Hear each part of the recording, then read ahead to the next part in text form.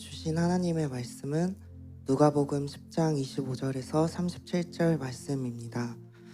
어떤 율법학자가 일어나 예수님을 시험하려고 말했습니다. 선생님, 제가 무엇을 하여야 영생을 얻을 수 있습니까? 예수님께서 그에게 물으셨습니다. 율법에 무엇이라고 기록되어 있느냐? 너는 어떻게 읽었느냐?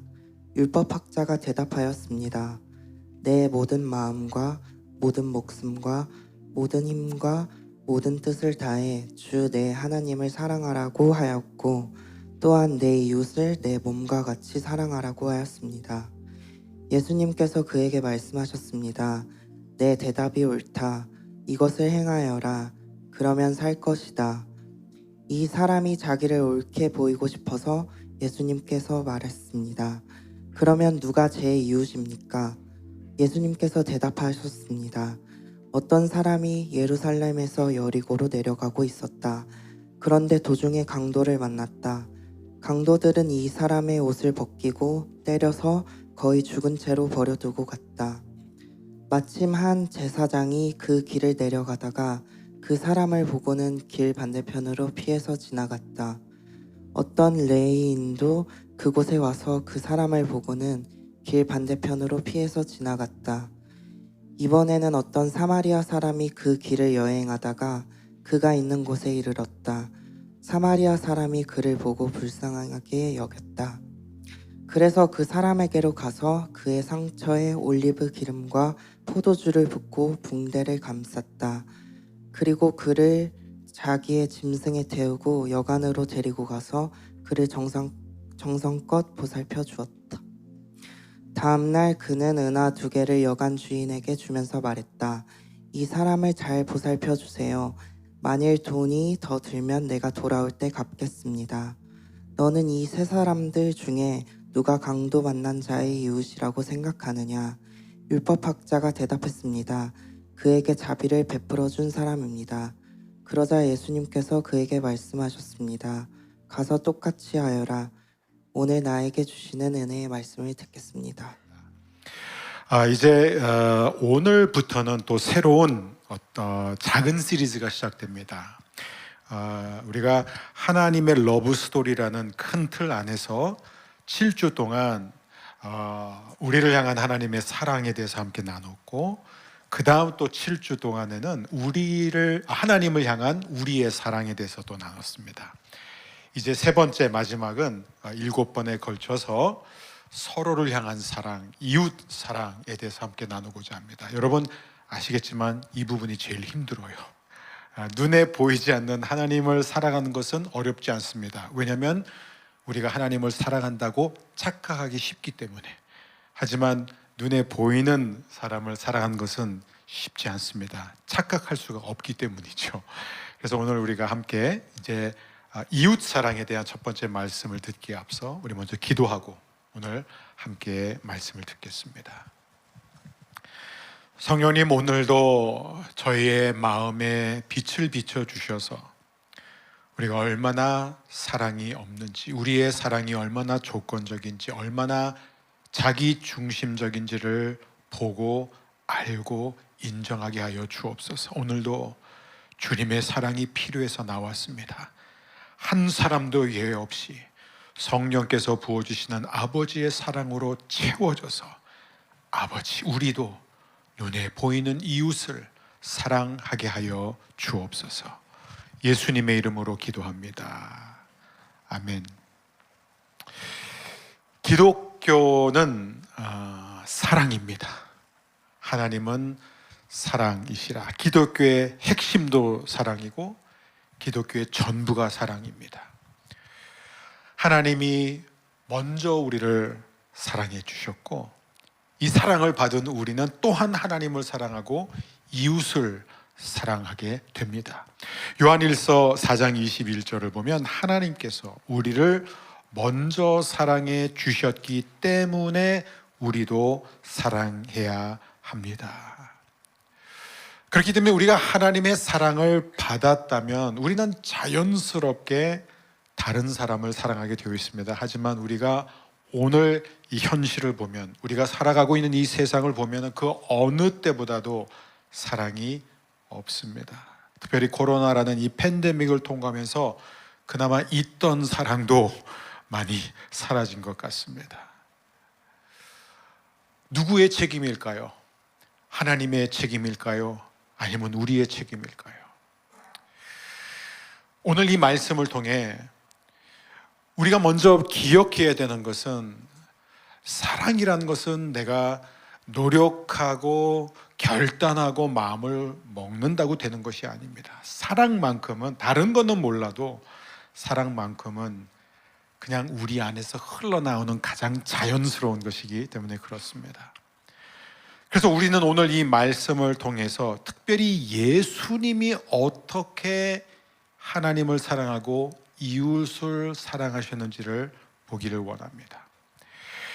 이 마가복음 12장에 보면은 오늘 읽은 누가복음 말씀과 비슷한 사건이 나옵니다. 한 율법학자가 예수님께 다가와서 선생님, 가장 중요한 계명은 무엇인가요? 예수님은 기다렸다는 듯이 바로 대답을 해주십니다. 12장 29절, 가장 중요한 계명은 이것이다. 이스라엘아 들어라. 주 우리 하나님은 한 분이시다. 내 모든 마음과 모든 영혼과 모든 뜻과 모든 힘을 다하여 주 너의 하나님을 사랑하여라. 사실 여기까지는요, 많은 사람들이 이렇게 고개를 끄덕일 수 있습니다. 그래, 하나님이 나를 이렇게 사랑해 주셨는데 나도 하나님을 사랑해야지. 근데 예수님은 여기서 멈추지 않고 그 다음 말씀을 하세요. 그게 바로 31절인데 두 번째로 중요한 계명은 이것이다. 내 이웃을 내 몸같이 사랑하여라.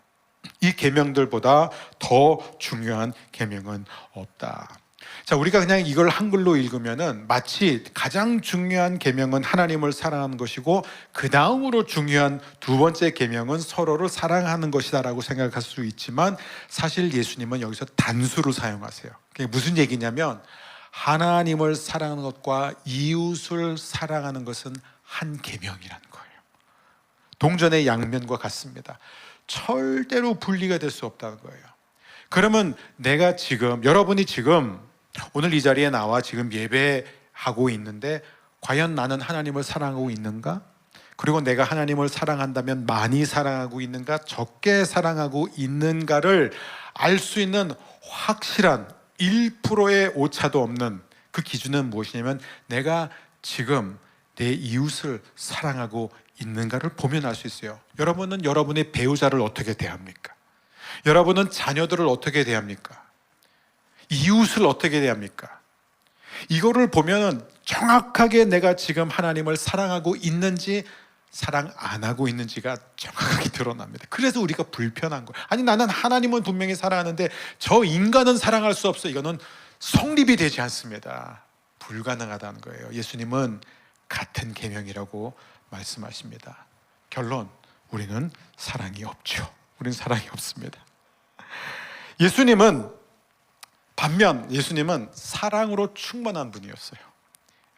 우리가 예수님에 대해서 아는 것, 성령으로 잉태되셨고 또 예수님이 공생의 사역을 시작할 때 성령이 임하셨고 늘 성령 충만하셨습니다. 근데 성령님이 하시는 일이 무엇이죠? 성령은 하나님의 영이에요. 하나님은 사랑이시라. 그러면 성령은 사랑의 영입니다. 그러면 성령님이 우리에게 오시면 가장 먼저 하시는 일이 뭐냐면은 하나님의 사랑을 우리의 마음에 계속 부어주세요. 부어주십니다. 그래서 성령께서는 우리로 하여금 우리가 얼마나 지금 사랑을 받고 있는지를 알게 해 주십니다. 그게 예수님은 언제나 성령 충만하셨고 언제나 하나님의 사랑으로 가득 차 있었어요. 그래서 예수님은 이 땅에 사시는 동안에 모든 사람들을 사랑할 수 있었습니다. 자, 그래서 구체적으로 우리는 7주 동안 7번에 거쳐서 예수님이 이웃을 대하는 모습을 통해서 이웃 사랑이란 무엇인가를 함께 배우고자 합니다. 물론 우리가 이것을 배운다고 해서 나도 이렇게 해야지 해도 소용없어요. 중요한 것은 우리가 하나님의 사랑으로 먼저 체험을 받아야만 이렇게 할 수 있는 것입니다.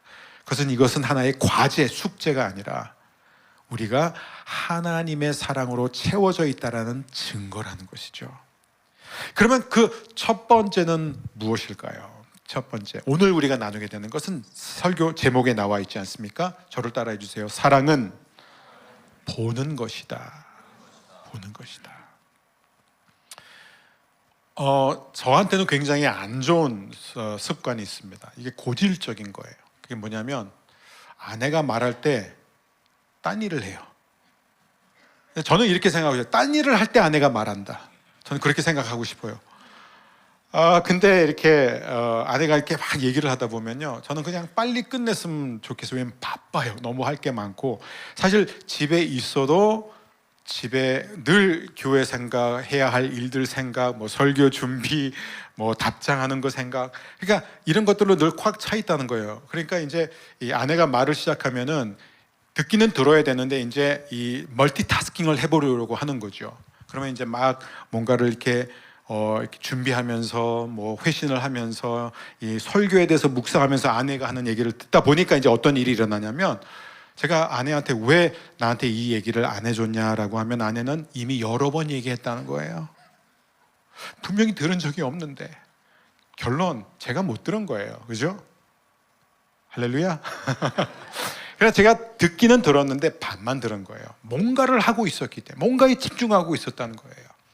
그러니까 아내가 섭섭하는 건 뭐냐면, 아내가 기분이 왜 상하냐면은 사실 저한테 불만이 그렇게 많지는 않아요. 근데 이 불만은, 가장 큰 불만은 뭐냐면은 왜 본인이 얘기할 때 잘 안 듣냐 이거예요. 무슨 얘기냐면, 제 아내가 받는 느낌이 뭐냐면 내 일이, 목회가, 사역이 아내보다 더 중요하다, 이런 이제 생각을 하게 되는 것이죠. 사실 아내가 저한테 말을 할 때는 바라는 건 하나입니다. 제가 관심을 갖는 거예요. 관심을 갖고 듣는 것입니다. 그런데 관심을 갖고 듣고 있다는 것을 어떻게 할 수 있는지 아세요? 보는 겁니다. 아내가 말할 때 봐야 되는 거예요. 보는 것이 얼마나 중요한지 모릅니다. 제가 이 말씀을 준비하면서 아내한테 그랬어요. 와, 이 설교는 진짜 힘들다. 왜냐하면 나한테 너무 사랑이 없는 것 같다. 복음서를 쭉 보면서 보니까 예수님이 보는 것을 얼마나 열심히 하셨는지 제가 깜짝 놀랐습니다. 그러니까 예수님은 늘 보세요. 모든 사역의 시작은 보는 것에서 출발하더라고요. 그러니까 제가 복음서마다 하나의 예를 들자면, 뭐 수많은 예가 있지만 마태복음 9장 36절 보면 예수께서 무리를 보시고 그들을 불쌍히 여기셨습니다. 그들이 목자 없는 양처럼 시달리고 방황하고 있었기 때문입니다. 패턴은 항상 똑같아요. 예수님은 보시고 긍휼히 여기시고 도와주십니다. 그게 하나님이 일하시는 패턴이에요. 또 마가복음 10장 21절을 보면 예수께서 한 개인, 그를 쳐다보고 사랑스럽게 여기시며 말씀하셨습니다. 쳐다보고 사랑하시고 말씀하셨습니다. 요한복음 19장 26절 27절, 예수님께서 그의 어머니와 그 곁에 사랑하는 제자가 서 있는 것을 보시고 어디서 십자가에 못 박혀 고통 가운데 죽어가고 계실 그때에 어머니를 향해 말씀하셨습니다. 여자여 보십시오, 어머님의 아들입니다. 그리고 그 제자에게는 보아라, 내 어머니이시다 라고 말씀하셨습니다. 즉 예수님이 삶을 통해서 우리에게 보여주신 것이 바로 보는 것의 중요성이라는 거예요. 가끔 제 아내가 그래요. 막 얘기하고 있는데 제가 나갔대요. 근데 그런 일이 자주 있어요. 근데 저는 끝났는 줄 알았거든요. 근데 끝난 게 아니었어요. 근데 예수님은요, 이 마지막 순간 십자가에 못 박혀 온갖 고난과 수치를 겪는 그 가운데서도 보십니다. 그냥 보실 뿐만 아니라 보면서 너희도 보아라고 말씀하십니다. 사랑은 보는 것이에요. 보는 것에서 사랑이 시작이 됩니다. 예수님은 그냥 삶으로 보여주실 뿐만 아니라 이 중요한 메시지를 심지어 비유를 통해서도 가르쳐 주세요. 그게 바로 오늘 우리가 읽은 선한 사마리아인의 비유예요.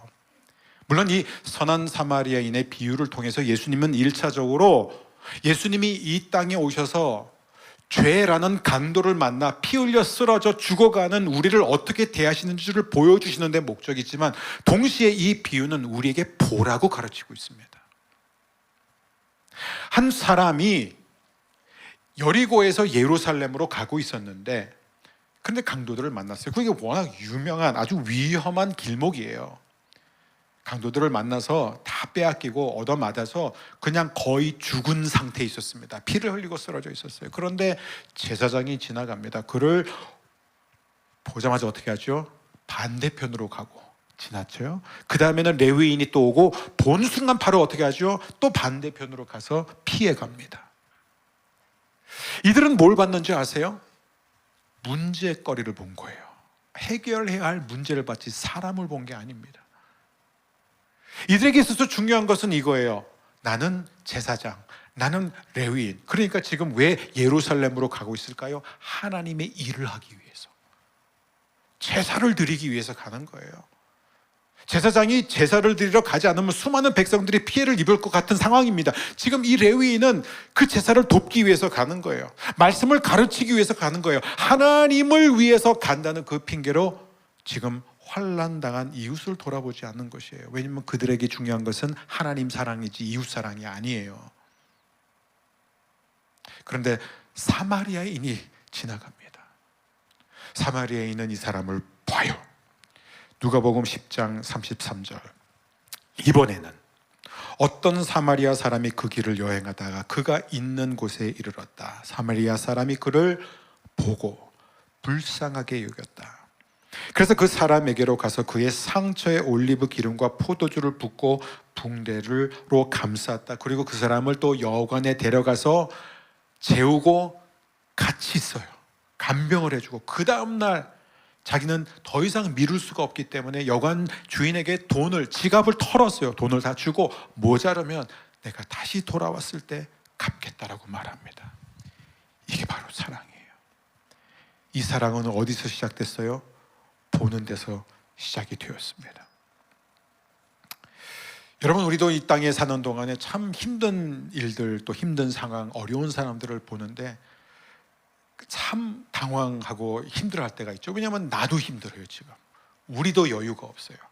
시간적 여유도 없고 물질적인 여유가 없다고 느껴질 때도 있고 내 코가 석자인데, 그러니까 우리는 자꾸 어떻게 보면은 이 레위인과 제사장처럼 행동할 때가 참 많이 있습니다. 그래서 이게 이 두 번째 포인트예요. 오늘 보는 것은 언제나 모험적이라는 거예요. 위험이 따릅니다. 위험을 감수합니다. 불편해질 수밖에 없다는 것이죠. 예수님이 나인성 과부의 죽은 아들에게 손을 얹었을 때 예수님은 사실상 뭐예요? 그 당시 기준으로 부정을 타게 되는 거예요. 여러분, 이 레위인과 이 제사장이 왜 그 사람을 멀리서 보자마자 바로 반대편으로 간 줄 아세요? 가까이 가면 부정을 탈까 봐. 더군다나 시체였다면, 이미 죽은 상태였다면, 왜냐하면 그렇게 보였거든요. 확인할 방법이 없거든요. 근데 가까이 갔다가 혹시라도 실수로 만지면 부정을 타요. 그러면은 최소 2주 동안에 정결 의식을 치러야 돼요. 그러니까 아무것도 못하는 거예요. 사역을 못합니다. 하나님의 일을 못해요. 그러면 아마 이 두 사람은 자기 나름대로 분명한 정당한 이유가 있었어요. 나는 하나님의 영광을 위해서, 하나님의 일을 하기 위해서 나는 가고 있는데 내가 어떻게 이 모르는 한 사람 때문에 이걸 포기할 수 있느냐.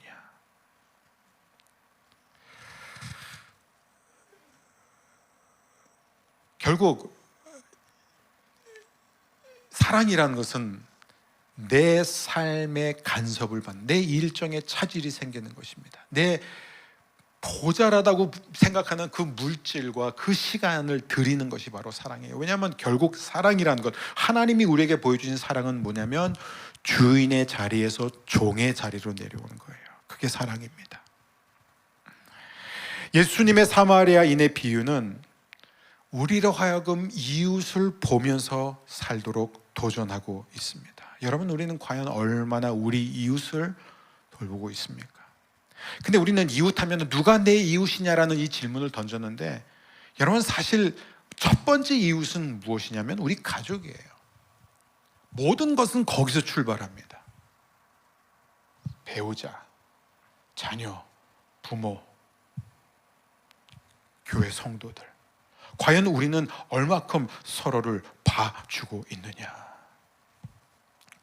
더군다나 예수님께서 이 사마리아인의 비유를 통해서 또 우리에게 한 가지 도전을 주신 게 뭐냐면, 사마리아인과 유대인은 원수지간이에요. 제일 무시하던, 유대인들이 가장 무시하던 사람들이 바로 사마리아인. 여러분이 우리가 오늘날 소위 교회 레위인 제사장이 가장 무시하는 사람들이 누군지 한번 생각해 보세요. 기독교 하면 사랑이고 예수님은 이 땅에서 모든 사람을 사랑하셨는데 과연 오늘날 교회는, 성도들은 모든 사람을 사랑하고 있는지 아니면 그들을 향해 죄인이라고 외치고 있는지 잘 생각해 볼 필요가 있습니다.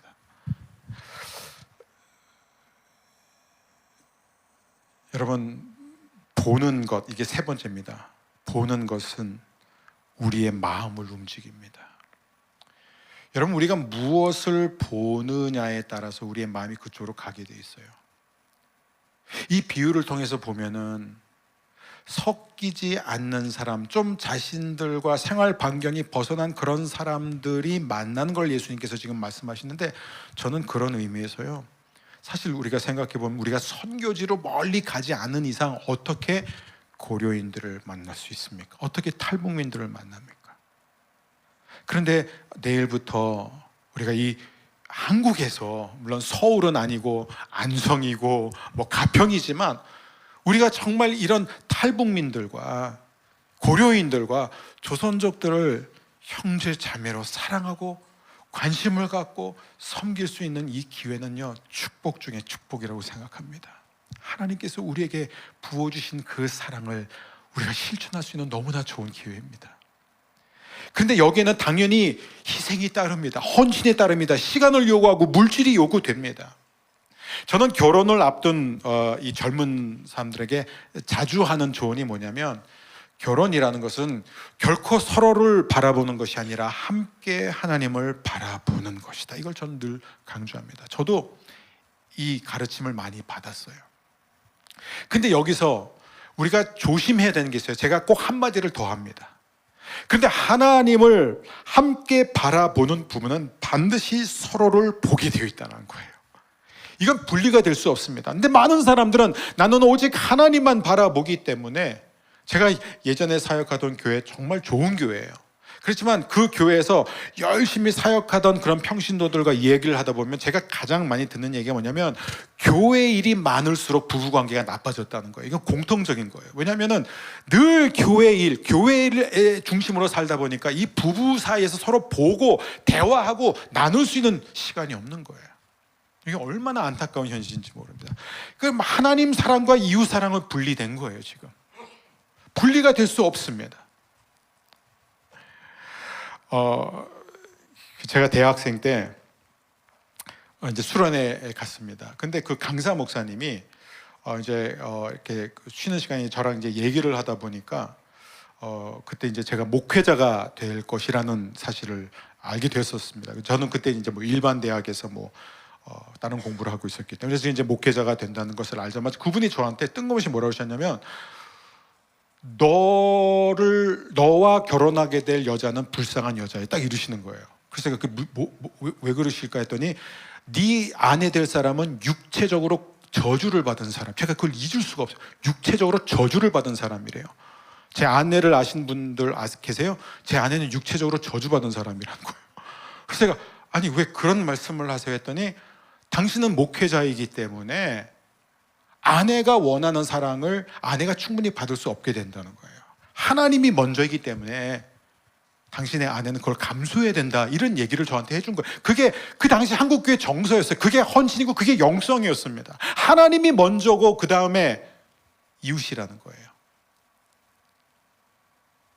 여러분, 제가 굉장히 우러러보는 목회자들 가운데 이제 찰스 스펄전이라는 분, 제가 자주 인용하잖아요. 왜냐하면 제가 그분의 설교를 준비할 때 그분의 주석서를 저는 다 봅니다. 꼭 봐요. 왜냐하면 거기서 너무 얻을 수 있는 인사이트가 많아요. 100년 전에 런던의 메트로폴리탄 교회에서 설교를 하셨는데, 그분은 워낙 설교를 잘하셨고 워낙 은혜가 있었기 때문에 전 세계를 다니면서 말씀을 전하셨던 분이에요. 근데 찰스 스펄전 목사님과 더불어 이런 그냥 신앙의 위인들에 대해서 알게 되면 알게 될수록 공통점이 하나 있는데, 의외로 많은 아내들이, 그 사모들이 우울증에 시달렸다는 거예요. 근데 찰스 스펄전 목사님에게 일어났던 일, 이걸 아내가 직접 쓴 글입니다. 한 번은 이제 큰 대형 집회에 초대를 받았어요. 근데 이제 택시에서 내려서 이제 그 집회 장소로 가는데 너무 사람들이 많으니까 몇만 명이 모여 있으니까 도저히 이걸 들어갈 수가 없으니까 처음에는 이제 남편이 먼저 들어가면서 이렇게 그 인파를 뚫고 갔는데 이게 어느 시점에서 스펄전 목사님이 자기가 들어가면은 전해야 할 그 말씀을 생각하고 있었던 나머지 아내의 존재 자체를 잊어버렸어요. 그리고 혼자 들어가 버렸어. 혼자 그걸 막 뚫고 뒤를 돌아보지도 않고 가더니 그 앞에 막 경비원들이 서가지고 경비원한테 얘기해가지고 저 옆쪽에 있는 작은 강사 전용 통로로 들어가서 문 닫혔어요. 아내는 멀리서 그거를 그냥 사람들 사이에 낀 상태에서 그거를 어처구니 없이 바라보면서 충격받았습니다. 내 남편이 잠깐 잊었겠지 하고 어렵게 그 인파를 뚫고 가가지고 거기서 기다렸는데요. 안 나오는 거예요. 안 나옵니다. 너무 상처를 받아서 집에 가서 자신의 어머니한테, 친정 어머니한테, 시어머니한테는 안 되죠. 친정 어머니한테 막 하소연을 했어요. 남편이 나를 이렇게 무시하고 잊어버리고 그냥 들어가 버렸다. 그랬더니 그 친정 어머니가 하신 얘기가 뭐냐면, 얘야, 네 남편은 하나님의 종이란다. 네가 간섭하면 안 돼. 네가 걸림돌이 되서는 안 돼. 위로받았을까요? 그래서 이 사모님 또 기다렸다가 이제 남편 찰스 스펄전 목사님이 돌아왔는데, 찰스 스펄전이 굉장히 이렇게 화가 난 표정으로 돌아왔어요. 당신 왜 사라졌냐 이거예요. 그렇게 사라져버리면 어떡하냐 이거죠. 그래서 아내가 또 한참 친정 어머니한테 했던 하소연을 또 그 남편에게 했습니다. 근데 스펄전 목사님이 뭐라고 하셨을까요?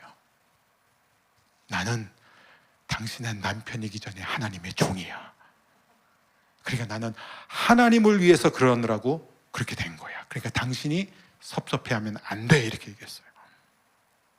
자, 여기서 이 두 분의 공통점, 저는 지금 스펄전 목사님이나 사모님의 친정 어머니를 비하하지 않습니다. 그분들은 제가 우러러보고 아까도 말씀드렸지만 굉장히 그분들의 설교를 제가 좋아합니다. 근데 인간이에요. 자, 이 두 분의 공통점이 뭔가요? 하나님을 끌어들였다는 거예요. 여기서 드러난 하나님은 어떤 하나님이냐? 과연 사랑의 하나님.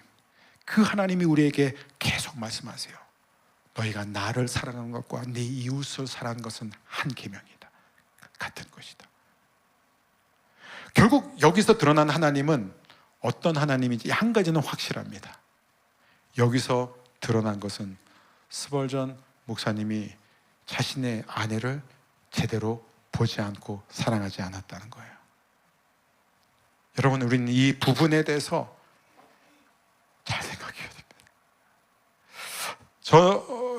저는 안타깝게 이 찰스 스펄전 목사님과 공통점이 그런 면에서 많습니다. 어저께 이걸 묵상하고 있으면서도 아내가 또 말을 하니까 이걸 또 설교를 준비해서 하고 들었어요. 이게 안 되는 거예요. 보는 것이 사랑이라고 하면서도 봐야 되는데, 멈추고 봐야 되는데 그냥 설교 묵상하고 생각하는 거, 제 마음이 거기에 닿아 있는 거예요. 제가 특별히 잊을 수 없는 것은 예전에 저희 성도님 가운데 한 분이 이제 모로코에서 결혼을 하게 돼서 제가 이제 정말 너무너무 축복하고 싶어서 굉장히 빠듯한 일정을 이제 해서 모로코까지 가서 결혼 주례를 하고 이제 파리를 경유해서 돌아오게 돼 있었습니다. 그런데 공항까지 갔어요. 게이트까지 갔어요. 근데 갑자기 비행기 결항이 된 거예요. 그러면서 다음 날 출발한대요. 제 아내는 너무 좋아했어요. 파리에서 함께 보낼 수 저는 절망했어요. 가자마자 설교해야 되는데, 그러면 설교 준비할 시간이 하나도 없을 텐데. 그래서 결론, 저는 호텔방에서 하루 종일 말씀을 준비했고 제 아내는 혼자 파리를 돌아다녔어요. 그리고 그걸 지금도 저한테 계속 리마인드 해줍니다. 사랑하는 여러분, 제가 얼마 전에 또 제가 굉장히 존경하는 목사님 가운데 찰스 스탠리 목사님이 계세요. 여러분 아마 들어본 적 있으실 거예요. 워낙 전 세계적으로 말씀을 많이 전하신 한 교회에서 50년간 담임 목회를 하시고 88세에 은퇴를 하시고 90세 얼마 전에 하나님의 부름을 받으셨어요.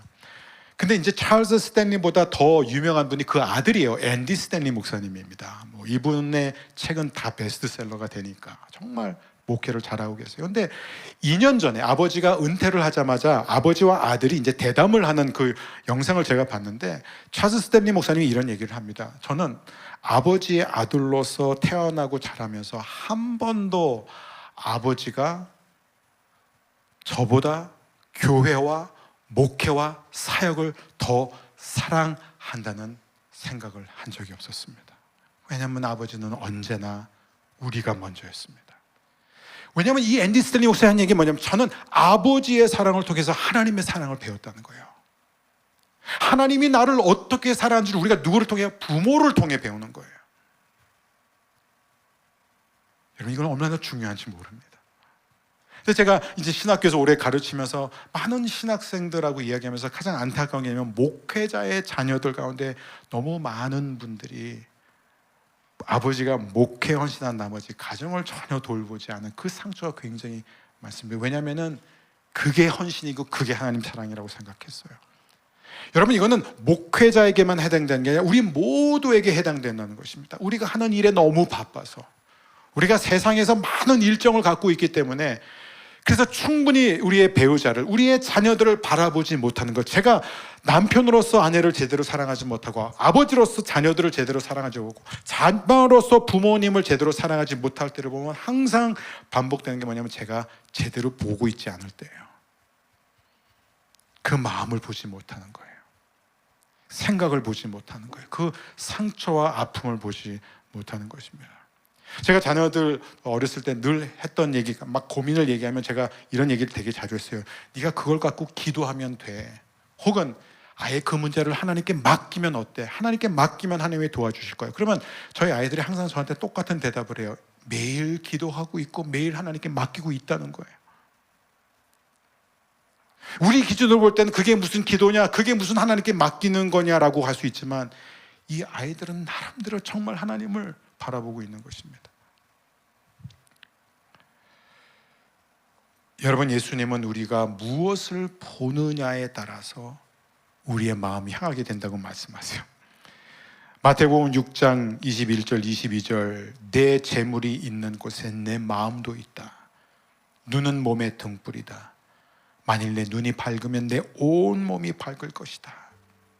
우리가 무엇을 보느냐에 따라서 우리의 마음이 가게 됐어요. 돈을 바라보는 사람들은 돈을 향해 마음이 가게 돼 있고, 결국은 그 마음이 돈에 의해서 움직이는 거예요. 커리어의 모든 것이 가 있는 사람은 예배 자리에 나와서 찬양을 하고 말씀을 듣지만, 그러나 그 마음은 어디에 있어요? 지금 직장에 가 있습니다. 자기가 하는 그 일에 가 있는 거예요. 어쩌면 저에게 있어서는 목회가 하나의 우상일 수도 있는 거예요. 잘하고 싶은 거예요. 인정받고 싶은 거예요. 그러다 보니까 집에 가 있을 때도, 아내랑 대화를 할 때도 아내에게 관심을 가는 게 아니라 계속해서 사역을 생각하는 거예요. 근데 그게 과연 하나님이 원하시는 사랑인가, 이것이죠. 그래서 예수님은 우리가 눈을 잘못 두는 것, 잘못 사용하는 것에 대해서 굉장히 무서운 경고를 하세요. 이 경고를 우리가 한번 읽을 거예요. 근데 제가 혼자 읽으면 너무 무서우니까 같이 읽겠습니다. 마태복음 5장 29절입니다. 만일 내 오른쪽 눈이 죄를 짓게 하거든 그 눈을 빼어 던져 버리라. 와, 이건 굉장히 강력한 말씀입니다. 예수님이 왜 이렇게 가혹한 말씀을 하셨는 줄 아세요? 왜냐하면 하나님께서 우리에게 두 눈을 주신 이유는 두 눈으로 우리가 이웃을 보고 사랑하라고 주신 거예요. 근데 이 컨텍스트는 어떤 컨텍스트냐면, 그 두 눈을 가지고 사람을 보면서 그를 성적 대상으로 삼는 거예요. 음란한 마음을 품는 것. 그래서 예수님이 뭐라 그래요? 그 눈을 차라리 빼버려라, 이거예요. 우리가 무엇을 보느냐가 얼마나 중요한지 모릅니다. 여러분, 물론 우리가 보는 모든 사람들을 우리가 다 도와줄 수 없어요. 우리가 힘든 사람들을 볼 때마다 늘 멈추고 늘 그 사람의 피로를 채우려고 하면 우리는 삶을 살 수가 없습니다. 그러나 오늘 이 말씀을 통해서 우리가 배울 수 있는 것은 뭐냐면요, 최소한 볼 수 있지 않냐, 이거예요. 보는 거예요. 가깝게는 여러분, 가정 안에서 우리가 보는 것을 배워야 됩니다. 제가 정말 목회자로서 너무 잘못한 것 중에서 하나가, 이제 대화를 제가 성도들하고는 안 잘라요. 근데 집에서는 다 자릅니다. 그래서 이제 제가 자주 하는 게 결론부터 얘기해 달라는 거예요. 막 장황하게 길어지는 거 힘들고, 막 애들 얘기할 때도 제가 언제나 자르고 정답을 줘요. 그리고 바로 잡으려고 합니다. 그럴 시간이 없다고 스스로 생각하는 거예요. 지금 바쁜 거예요. 그러면 아이들이 항상 반응은 똑같아요. 아빠는 우리보다 교회가 더 중요하고 목회가 더 중요하고 설교가 더 중요해. 그런 얘기를 저희 아이들은 자주 해요. 그래서 저는 이번에 이 말씀을 준비하면서 제가 누구보다 이 말씀을 전할 자격이 없다는 것을 절감하게 되었습니다. 사랑하는 여러분, 하나님께서 교회를 세우실 때 가장 먼저 세운 교회는 남편과 아내예요. 가장 가까운 사람을 우리가 똑바로 보고 사랑하지 못하면 우리가 어떻게 다른 사람을 사랑할 수 있겠습니까?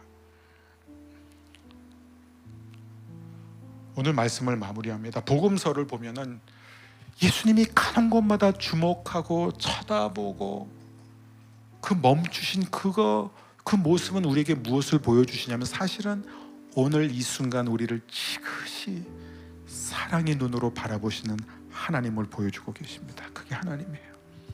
탕자의 비유에 나타난 그 아버지가 하나님이에요. 아들은 반역하고 반항하고 재산을 다 받아서 먼 곳으로 갔습니다. 탕진했어요. 그런데 이 아버지는 자식이 나간 그 순간부터 아들을 기다리고 있습니다.